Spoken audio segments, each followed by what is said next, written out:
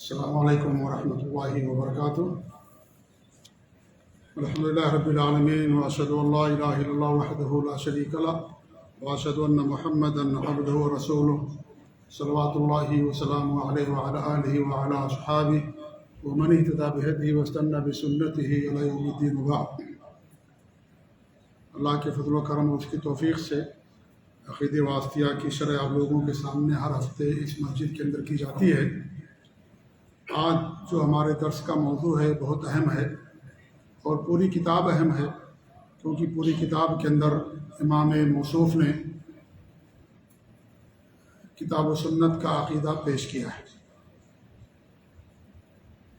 مصنف فرماتے ہیں کہ وَهُوَ الْإِيمَانُ بِاللَّهِ وَمَلَائِكَتِهِ وَكُتُبِهِ وَرُسُلِهِ وَالْبَعْثِ بَعْدَ الْمَوْتِ وَالْإِيمَانُ بِالْقَدْرِ خَيْرِهِ وَشَرِّهِ۔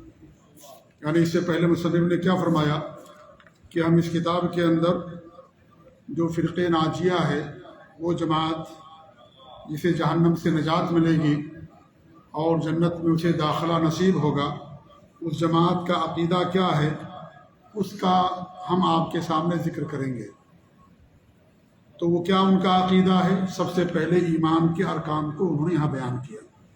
وَهُوَ الْإِيمَانُ بِاللَّهِ، اللہ پر ایمان، و ملائکتہ اس کے فرشتوں پر ایمان، و کتبہ اللہ کی بھیجی ہوئی کتابوں پر ایمان، و رسلہ اللہ کے بھیجے ہوئے رسولوں پر ایمان، والبعث بعد الموت اور موت کے بعد دوبارہ زندہ اٹھائے جانے پر ایمان، والایمان بالقدر خیرہ و شرہ اچھی اور بری تقدیر پر ایمان۔ یہ ایمان کے ارکان کہلاتے ہیں اور ایمان کے 6 ارکان ہیں، اور ان کی دلیل قرآن کے اندر بھی موجود ہے اور احادیث کے اندر بھی موجود ہے۔ قرآن کریم کی بہت ساری آیتوں میں اللہ رب العالمین نے ان باتوں کو بیان کیا ہے۔ جیسے سورہ بقرہ کی جو آخری 2 آیتیں ہیں، ان 2 آیتوں میں اللہ رب العالمین نے کیا فرمایا؟ کل آمن باللہ وملائکتہ وکتبہ ورسلہ، یعنی جو اہل ایمان ہیں وہ سب کے سب ایمان رکھتے ہیں اللہ پر اور اس کے فرشتوں پر، اس کے رسولوں پر اور اس کی کتابوں پر اور یوم آخرت پر۔ تو اس کے اندر ان تمام چیزوں کا ذکر اللہ رب العالمین نے کیا۔ ایسے ہی اور بھی آیتیں ہیں، انہی میں سے ایک آیت یہ ہے کہ لیس البر ان تولوا وجوہکم قبل المشرق والمغرب ولکن البر من آمن باللہ والیوم الآخر والملائکۃ والکتاب والنبیین۔ نیکی کیا ہے؟ جو اللہ پر ایمان رکھتے ہیں، فرشتوں پر ایمان رکھتے ہیں، یوم آخرت پر ایمان رکھتے ہیں، اللہ کی کتابوں پر ایمان رکھتے ہیں، اللہ کے رسولوں پر ایمان رکھتے ہیں۔ تو ان آیتوں میں اللہ رب العالمین نے ایمان کے ارکان کو ذکر کیا ہے۔ تقدیر کا ذکر اللہ رب العالمین نے مستقل الگ کیا ہے۔ وَكُلَّ شَيْءٍ خَلَقْنَاهُ بِقَدَرٍ، یعنی ہر چیز کے ساتھ، ہر چیز کو اللہ رب العالمین نے تقدیر کے ساتھ، ایک اندازے کے ساتھ پیدا کیا ہے۔ تو یہ جو ایمان کے 6 ارکان ہیں ان کا ذکر قرآن کے اندر بھی ہے اور حدیثوں کے اندر بھی ہے۔ بڑی مشہور حدیث ہے، ایک حدیث میں پیش کر دوں، حدیث جبریل، جس حدیث کے اندر جبریل امین علیہ الصلوۃ والسلام ہمارے نبی کے پاس انسان کی شکل میں تشریف لاتے ہیں اور آ کر کے ہمارے نبی صلی اللہ علیہ وسلم سے کچھ سوالات کرتے ہیں۔ سب سے پہلا سوال کیا تھا؟ اسلام کیا ہے؟ آپ نے بتایا اسلام یہ ہے کہ ان تشہد اللہ الہ الا اللہ وان محمد رسول اللہ وان تقیم الصلاۃ وتؤتی الزکاۃ وتصوم رمضان وتحج البیت۔ کہ آپ نے فرمایا کہ اسلام یہ ہے کہ اللہ رب العالمین کی وحدانیت کی گواہی دینا اور یہ گواہی دینا کہ محمد صلی اللہ علیہ وسلم اللہ کے نبی اور رسول ہیں، اور دن اور رات میں 5 وقت کی نماز قائم کرنا یا نماز قائم کرنا، زکوٰۃ دینا، رمضان کے روزے رکھنا اور بیت اللہ کا حج کرنا۔ پھر انہوں نے سوال کیا کہ ایمان کیا ہے؟ تو ہمارے نبی نے فرمایا ان تؤمن باللہ وملائکتہ وکتبہ ورسلہ والیوم الآخر وبالقدر خیرہ وشرہ۔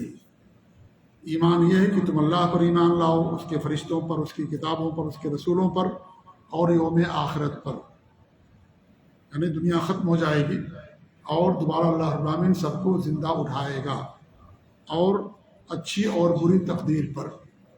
اچھی اور بری تقدیر کی تفصیل ہم آگے کریں گے کہ بری تقدیر کا مطلب یہ ہے کہ نتیجے کے لحاظ سے، یعنی جو چیز واقع ہوتی ہے اگر اس میں انسان کے لیے شر ہے، برائی ہے، تو اس کو بری تقدیر، ورنہ فیصلے کے لحاظ سے اس کے اندر کوئی شر نہیں ہے کہ نہیں؟ جیسے کوئی بیمار ہو گیا، کسی کا اچانک انتقال ہو گیا، اور کوئی یعنی کسی مصیبت سے دوچار ہو گیا، تو ہم کہتے ہیں اس کے ساتھ برا ہوا۔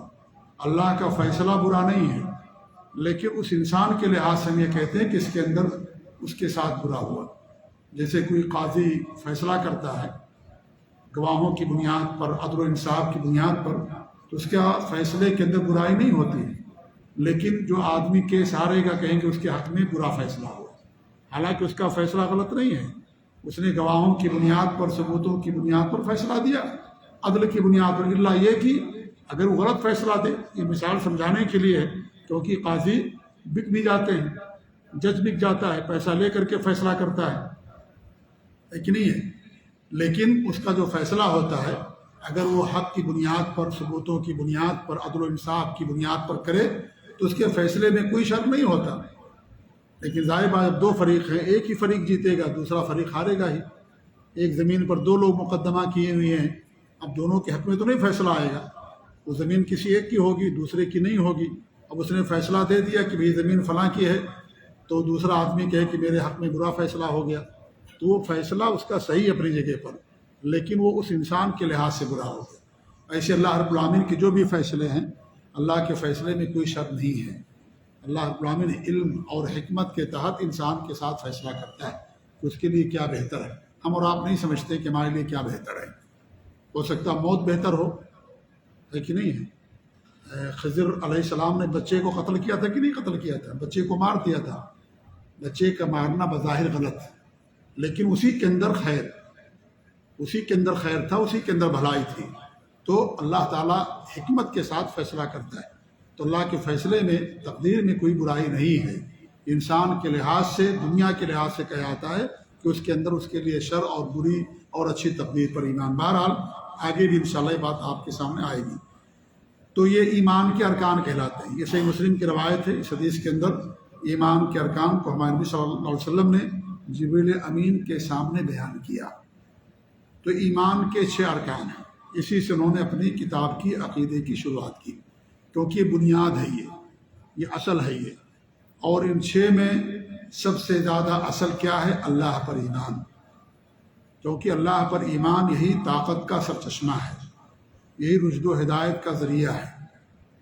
اور جب انسان اللہ پر ایمان رکھتا ہے تو اسے دنیا کے اندر گویا کہ وہ اللہ پر توکل کرتا ہے، اللہ سے اسے محبت ہوتی ہے، اور اللہ کے بھیجے ہوئے دین اور شریعت کے مطابق وہ عمل کرتا ہے۔ تو جو ان 6 چیزوں ارکان میں سے سب سے جو اہم ہے، سب اپنی جگہ پر اہم ہیں، ان میں سے کوئی ایک بھی اگر نہیں ہوگا تو مسلمان نہیں ہوگا، مومن نہیں ہوگا۔ کوئی تقدیر پر ایمان نہ لائے، انکار کر دے، مومن نہیں ہو سکتا۔ کوئی فرشتوں کا انکار کر دے، 6 میں سے 5 چیزوں پر ایمان ہے، ایک چیز پر ایمان نہیں ہے، وہ مومن نہیں کہلائے۔ یہی نہیں بلکہ 1,24,000 نبی اور رسول دنیا کے اندر آئے، 1,23,999 پر اس کا ایمان ہے، لیکن صرف ایک نبی پر ایمان نہیں ہے تو مومن نہیں ہو سکتا۔ وہ نبی کوئی بھی ہو سکتے ہیں، کسی بھی نبی کا انکار کرنا یہ کفر کہلاتا ہے۔ تو سب اپنی جگہ پر اہم ہیں، ضروری ہیں، لیکن ان 6 میں سب سے زیادہ جو اہمیت کا حامل ہے وہ اللہ پر ایمان ہے۔ اس کے بعد ہی ساری چیزیں آتی ہیں، اللہ پر ایمان لانے کے بعد ہی۔ تو سب سے اہم چیز اللہ رب العالمین پر ایمان ہے۔ ایمان کا مطلب کیا ہے؟ ایمان کا مطلب یہ ہے کہ ہمارا اعتراف کرنا اور اقرار کرنا کہ اللہ تعالیٰ ہی ہمارا رب ہے، وہی ہمارا خالق اور مالک ہے، ہم اسی کی بات کریں گے۔ اللہ کے بے شمار نام و صفات ہیں، ہم اس پر ایمان رکھتے ہیں۔ ان نام و صفات میں اللہ رب العالمین کی کوئی مثال نہیں ہے، نہ کوئی اس کے مشابہ ہے۔ اور اعتراف کے ساتھ ساتھ اللہ تعالیٰ کے حکموں کے اوپر عمل کرنا، یہ بھی اللہ پر ایمان میں داخل ہے۔ ہم ایمان لے آئے کہ اللہ رب العالمین ہے ہمارا رب اور خالق، لیکن اس کے حکموں پر عمل نہ کریں تو یہ اس کا کوئی فائدہ نہیں ہے۔ ابلیس بھی مانتا تھا کہ اللہ ہمارا رب ہے، اور وہ بھی مانتا تھا کہ اللہ ہی نے سجدہ کرنے کا حکم دیا ہے۔ ان تمام چیزوں پر اس کا ایمان تھا، لیکن گڑبڑی کہاں ہوئی؟ اس نے اللہ کے حکم کو نہیں مانا۔ یہ مانا کہ حکم رب کا ہے، یہ اس نے تسلیم کیا اللہ ہی ہمارا رب ہے، وہی اسی نے ہم کو پیدا کیا، اس نے تسلیم کیا اس بات کو۔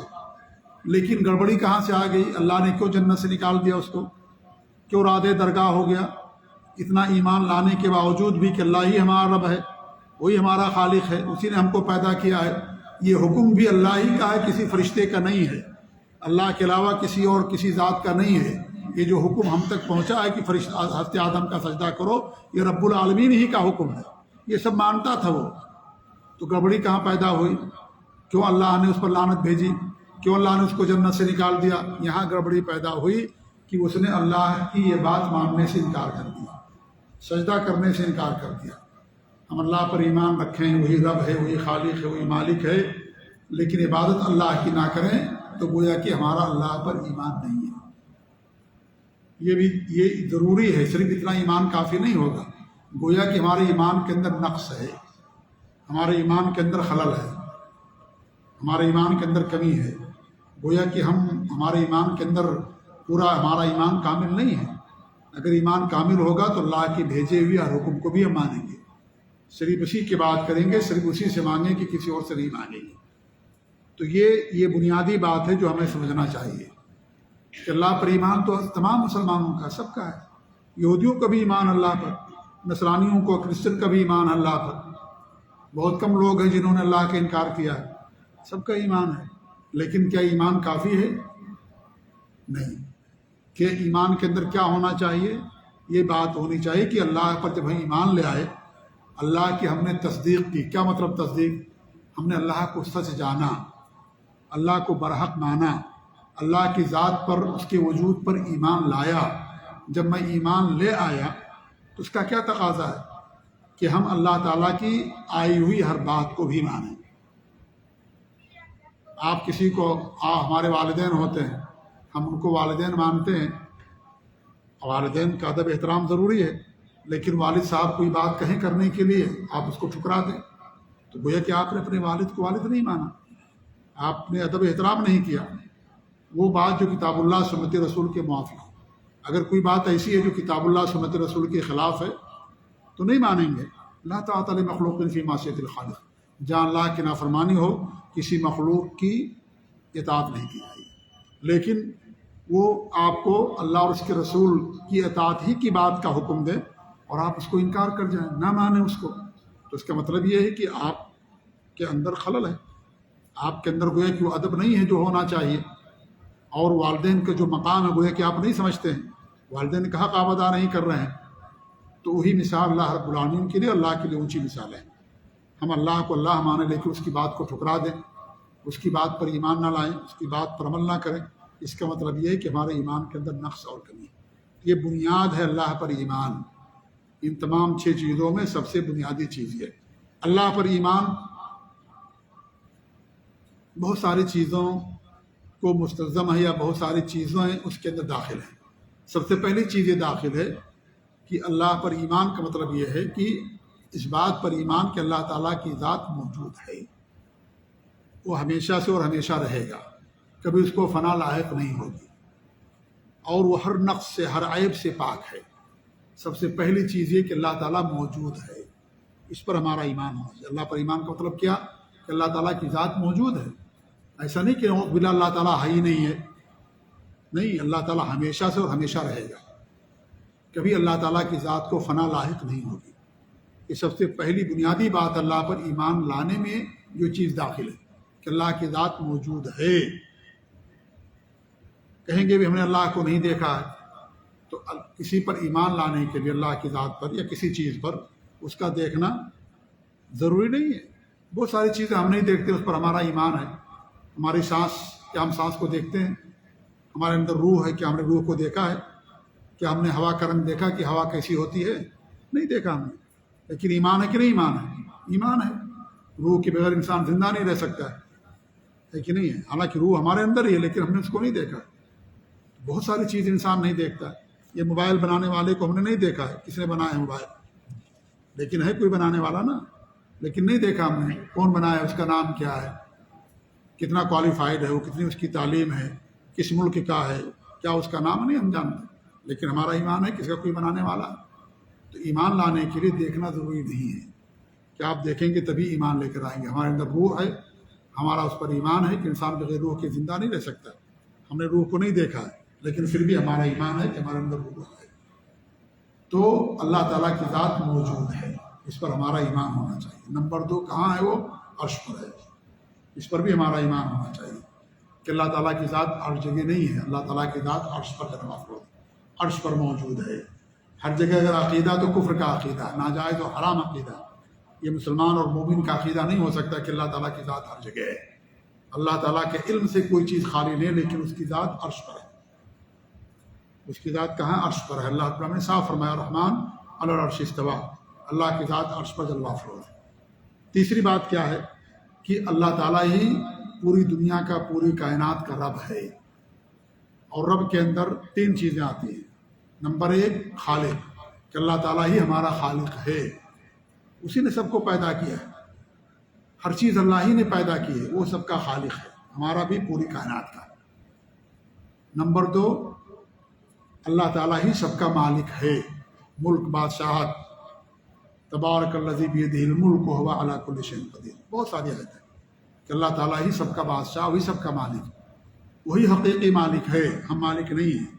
اگر ہم مالک ہیں کسی چیز کے تو وقتی طور پر ہے، جب تک زندگی ہے، جب تک ہے، ورنہ وہ ملکیت ہماری ختم ہو جائے گی۔ اس موبائل کا مالک میں ہوں، اس کو بیچ دیا ہم نے، ملکیت ختم ہو گئی ہے کہ نہیں؟ ہمارے پاس گھر ہے، ہمارے پاس زمین ہے، جائیداد ہے، گاڑی ہے، ہم اس کے مالک ہیں۔ آنکھ بند کر دیں گے اس کی ملکیت کہاں چلی جائے گی؟ ہمارے ورثہ میں چلی جائے گی، ہم اس کے مالک نہیں رہ جائیں گے۔ ہماری اولاد جو ہمارے وارثین ہیں اس کے مالک ہو جائیں گے۔ ہماری ملکیت ادھوری ہے، ناقص ہے، ہمیشہ کے لیے نہیں ہے، وقتی طور پر، عارضی طور پر ہے۔ ہم نے آنکھ بند کر لی، موت ہو گئی، خلاص ملکیت بھی ختم ہو گئی، لیکن اللہ کی ملکیت ہمیشہ سے اور ہمیشہ رہے گی۔ اللہ ہی پوری زمین کا وارث ہے، پوری کائنات کا، سب کا مالک اللہ رب العالمین۔ نمبر 2 یہ ہو گئی۔ تیسری چیز کیا ہے؟ اللہ ہی پوری دنیا کا نظام چلانے والا، پوری دنیا کا نظام اللہ تعالیٰ چلاتا ہے، اور کوئی نہیں چلاتا ہے، کوئی پیر فقیر صوفی نہیں چلاتا ہے، اللہ کے علاوہ کوئی دنیا کا نظام نہیں چلاتا۔ اور دنیا کے نظام چلانے میں کیا ہے؟ بہت ساری چیزیں شامل ہیں، انسان کا مارنا اور جلانا، انسان کو روزی دینا، دنیا کا نظام چلانا، ہوا چلانا، یہ سب، سورج کا نکلنا ڈوبنا، چاند کا نکلنا ڈوبنا، رات کا آنا جانا، یہ ساری کی ساری چیزیں تدبیر کے اندر آتی ہیں۔ اللہ نے ایک نظام بنایا ہے، اسی نظام کے تحت ساری چیزیں چلتی ہیں۔ سورج نکلتا اپنے وقت پر اور اپنے وقت پر ڈوب جاتا ہے، چاند اپنے وقت پر نکلتا اپنے وقت پر ڈوب جاتا ہے، ستارے نکلتے ہیں، انسان کی موت ہوتی ہے، پیدائش ہوتی ہے، ہوا چلتی ہے، بارش ہوتی ہے، رزق بھی تدبیر کے اندر ہے۔ جو رزق ملتا ہے اللہ تعالیٰ کی تدبیر کے تحت ملتا ہے۔ اللہ نے ایک نظام بنایا ہے، سب لوگ اگر مالدار ہو جائیں گے، سب کے سب ہو جائیں گے، سب کے پاس برابر پیسہ، سب کے ساتھ برابر رزق اور مال اور دولت، تمام چیزیں، دنیا کا نظام ٹھپ پڑ جائے گا، نہیں کوئی کسی کا کام کرے گا۔ سب بادشاہ ہو جائیں تو پھر رعایا کون رہے گی؟ کیسے دنیا کا نظام چلے گا؟ اس کا حکم کون مانے گا؟ تو اس طریقے سے اللہ رب العالمین ایک حکمت کے تحت دنیا کو چلاتا ہے۔ تو یہ رزق ہے، موت ہے، زندگی ہے، نظام ہے، سورج کا نکلنا، رات کا آنا جانا، اور اس طریقے سے کیا نام ہے، رزق اور ہوا کا چلنا، بیماریاں، شفا، تمام چیزیں اس کے اندر آ جاتی ہیں۔ تدبیر کے اندر جو اللہ رب العالمین نے ایک نظام رکھا، اس نظام کے تحت چلتا ہے، اور یہ سب کرنے والا اللہ رب العالمین ہے۔ وہ اکیلا ہے، تنہا ہے، اس میں اس کا کوئی شریک نہیں ہے۔ تو یہ تیسرے نمبر پر چیز آتی ہے کہ اللہ تعالیٰ ہی ہمارا رب اور خالق ہے، اس کو توحید ربوبیت کہا جاتا ہے۔ لیکن یہ توحید کافی نہیں ہمارے مسلمان ہونے کے لیے، ہمارے مومن ہونے کے لیے کافی نہیں ہے۔ یہ مکہ کے مشرک بھی مانتے تھے، نوح علیہ السلام کی قوم بھی مانتی تھی، اور جتنی بھی قومیں آئیں سب کا اس پر ایمان ہوتا تھا۔ یہ ہمارے لیے کافی نہیں ہے مومن ہونے کے لیے، جنت میں جانے کے لیے اتنا کافی نہیں ہے۔ اس پر تو ابلیس کو بھی ایمان تھا کہ اللہ ہی ہمارا رب ہے، مکہ کے مشرکوں کو بھی ایمان تھا کہ اللہ ہی ہمارا رب ہے، خود اللہ نے قرآن میں بیان کیا نوح علیہ السلام کی قوم جس کے اندر سب سے پہلے شرک پیدا ہوا، ان کا بھی ایمان تھا کہ اللہ ہی ہمارا رب خالق اور مالک ہے، وہی دنیا کا نظام چلانے والا، وہی اولاد دینے والا، وہی بارش برسانے والا، وہ سب مانتے تھے۔ یہ کافی نہیں ہے جنت میں جانے کے لیے۔ کیا ہے چوتھی چیز؟ توحید الوہیت، توحید عبادت جس کو کہا جاتا ہے، کہ جب ہم نے اللہ کو رب مان لیا، خالق مان لیا، تو اس کا کیا تقاضا ہے؟ اس کا تقاضا یہ ہے، یہ چیز ہم سے مطالبہ کرتی ہے کہ جب تم نے اللہ کو رب مان لیا تو عبادت بھی خالص اسی کی کرو، اس کے بعد میں کسی کو شریک نہ کرو، اللہ کے علاوہ کسی کو نہ پکارو، اللہ کے علاوہ کسی اور سے نہ مانگو، اور مانگو تو ڈائریکٹ اللہ تعالیٰ سے مانگو، بیچ میں واسطہ نہ لو۔ اللہ نے پیدا کیا، وہی روزی دینے والا، وہی تمام ہماری عبادتوں کا مستحق ہے، اسی نے ہمیں اپنی عبادت کے لیے پیدا کیا ہے۔ اللہ نے ہمیں اپنی عبادت، ہم سب اللہ کی عبادت کے لیے پیدا کیے گئے، ہم نبی کے لیے نہیں پیدا کیے گئے۔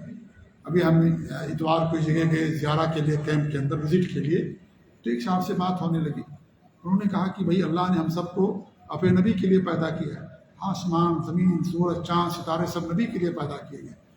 ہم نے کہا بالکل غلط بات ہے، اگر نبی کے لیے پیدا کیے گئے ہم نبی صلی اللہ علیہ وسلم کے لیے، تو دنیا ان سے پہلے بھی موجود تھی، ان کے دنیا سے چلے جانے کے بعد بھی دنیا موجود ہے، قیامت تک دنیا قائم رہے گی۔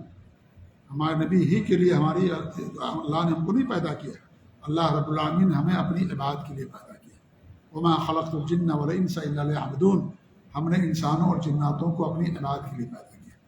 ایک منگلت روایت لوگوں نے پیش کر رکھی ہے، موضوع روایت، کہ لولا کلمہ خلقت الافلاق، کہ اگر آپ نہ ہوتے تو ہم آسمانوں کو نہ پیدا کرتے۔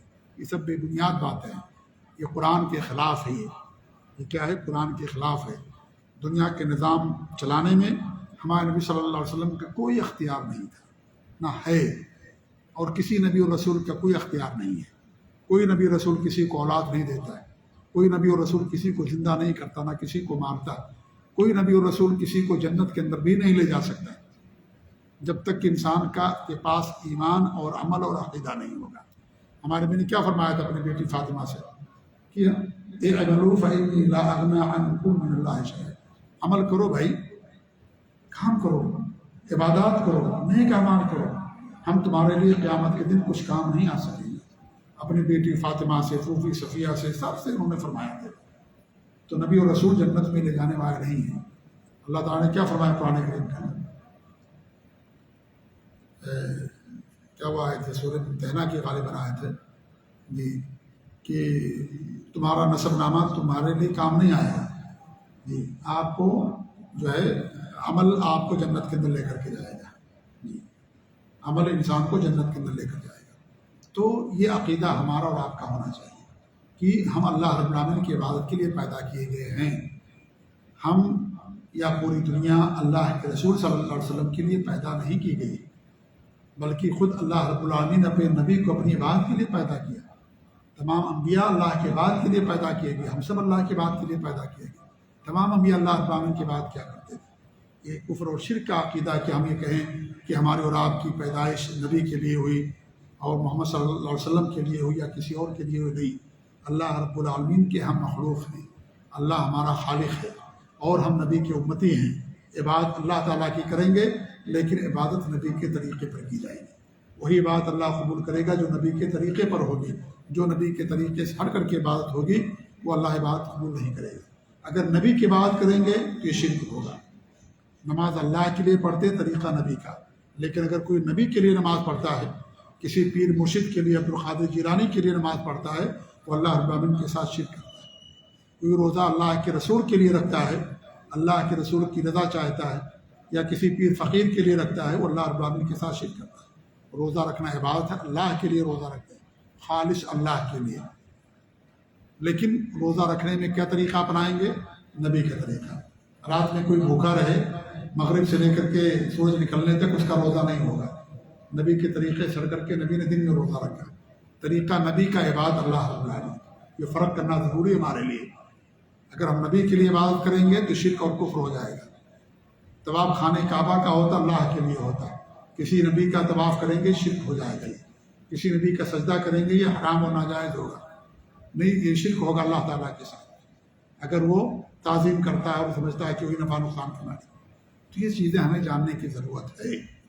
تو توحید الوہیت اور توحید عبادت کہ ہم خالص اللہ کی بات کریں گے، اللہ کی بات میں کسی کو شریک نہیں کریں گے، اللہ تعالیٰ ہی سے مانگیں گے، تمام عبادات کو خالص اللہ کے لیے کرنا توحید الوہیت کہلاتا ہے۔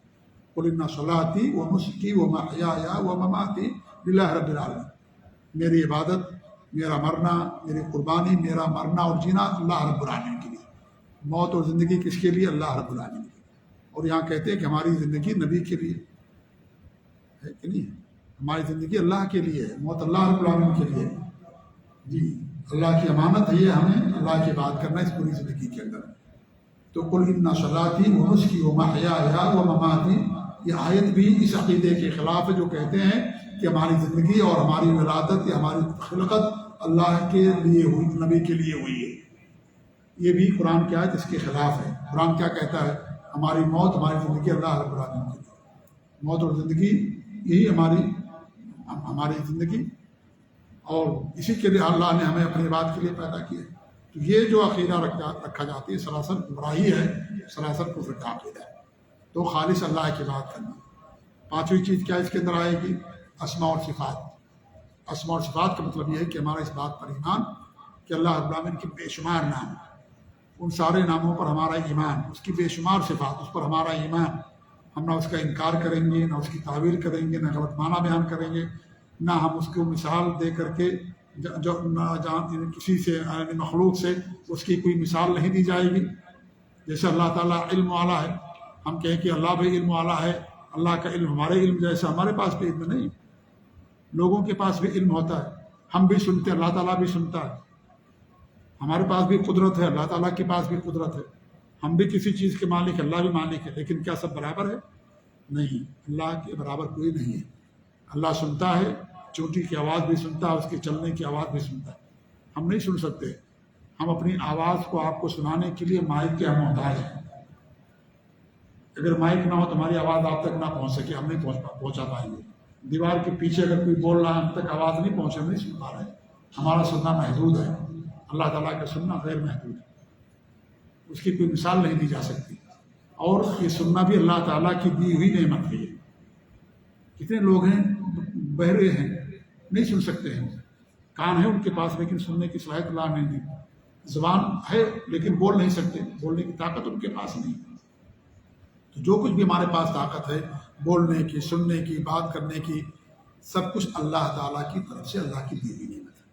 تو اللہ کے بہت سارے نام ہیں، اس کے بہت سارے صفات ہیں، ان نام و صفات پر ایمان لانا۔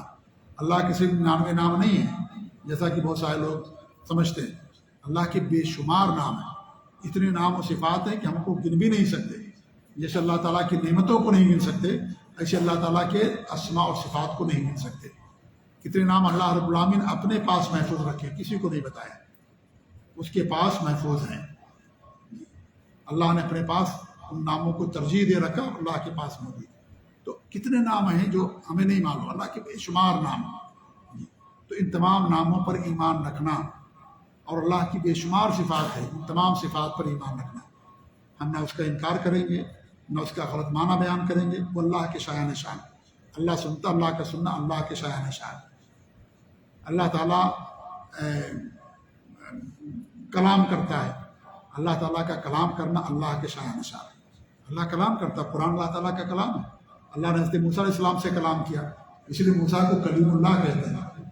کلیم اللہ، اللہ سے بات کرنے والے، اللہ سے کلام کرنے والے۔ اللہ کلام کرتا ہے، جب ضرورت ہوتی ہے اللہ تعالیٰ کلام کرتا ہے۔ موسیٰ صلی اللہ نے کلام کیا، فرشتوں سے اللہ کلام کرتا ہے، ہمارے نبی صلی اللہ نے کلام کیا، اور نبیوں صلی اللہ تعالیٰ نے کلام کیا۔ تو اللہ تعالیٰ کی صفت ہے کلام کرنا، ہماری بھی صفت ہے، لیکن ہماری صفت ہمارے جیسے ہے۔ اللہ تعالیٰ کی صفت اللہ کے شایان نشان ہے۔ اللہ کیسے کلام کرتا ہے، ہم اس کی کیفیت کا علم نہیں ہے۔ اللہ عرش پر مستوی ہے، ہمارا اس پر ایمان ہے، لیکن کیسے مستوی ہے یہ ہم کیفیت کو نہیں جانتے۔ یہ سب صفات ہیں جن پر ایمان رکھنا ہمارے لیے ضروری ہے۔ اگر ہم اس کی تعبیر کریں گے، غلط معنی بیان کریں گے اور مثال دیں گے نعوذ باللہ جو ہے مخلوق سے، تو یہ حرام ہے ایسا کرنا۔ تو یہ توحید اسماء اور صفات کہلاتا ہے۔ یہ بھی اس کے اندر جو ہے یہ چیز داخل ہے۔ اللہ رب العالمین پر ایمان میں یہ ساری چیزیں داخل ہیں جو آپ کے سامنے ہم نے جو ہے بیان کی ہیں۔